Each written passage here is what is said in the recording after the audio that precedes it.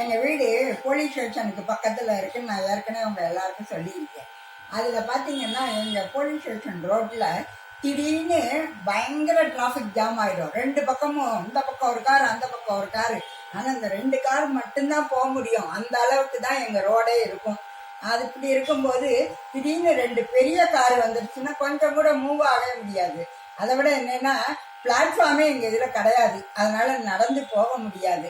பிளாட்ஃபார்ம்னு ஒன்று இருக்கும், அது வாய்க்கால் மேலே போட்டிருப்பாங்க. நான் ஏற்கனவே சொன்னதாங்க, அங்கங்கே திடீர்னு ஓட்டையை திறந்து வச்சுருப்பாங்க. அது மேலே போய் மிதிச்சோம்னா போடாலும் உள்ளே போயிடுவோம். அது நம்ம ஊர்லேன்னு இல்லைங்க, நான் பெங்களூர் போயிருந்தேன். அங்கேயுமே அப்படிதான் வாய்க்கால் மேலே பெரிய பெரிய குத்துக்கல்ல போட்டு வச்சுருந்தாங்க.